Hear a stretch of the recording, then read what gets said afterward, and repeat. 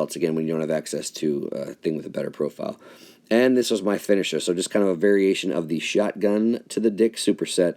And again, for those that don't know, that's what this feels like for your shoulders, or at least I imagine. So grabbing a band, getting an anchor. I'm started kind of lean forward, so when I'm in that peak of the external rotation, the goal is to have the band about 90 degrees to my shoulder, so I'm really training that position is the point of the exercise. So you see that's why I lean forward. If I stood up, it would actually get a little bit lighter at the top. So lean forward a little bit my hips, and again, just kind of a face pull, external rotation, retraction-y, abduction-y type thing. And again, trying to keep my body still, so kneeling helps me on that, and just also makes it easier.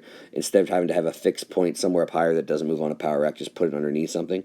And then going into essentially an upright row, I just like to finish my upright rows with a little bit of external rotation. Tends to be a little bit more comfortable position on my shoulder joint when, again, upright rows are not the best movement on the planet. Again, done with some independent handles like this, not too bad.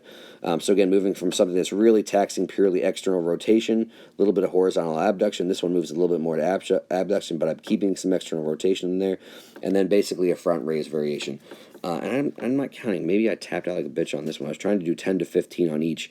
So even when that weight was a little heavy sitting it down, made it a teeny bit lighter. I kind of pulled away from the band as well too, so kind of almost offset the drop.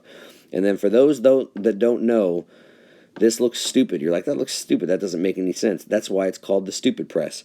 And so that's why we're doing it here, because, again, it's stupid of how painful it is. And, again, mechanically, it's not really a mystery. Obviously, I know which way the load is pulling, but your front delta is entirely on load. So you're basically pulsing it back and forth, to high torque to lower torque, high torque to lower torque.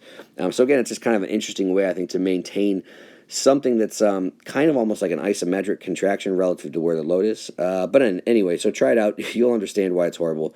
And then finishing with lateral raises, so kneeling up tall and just taking these obviously as wide as I can, always thinking hands out and not up.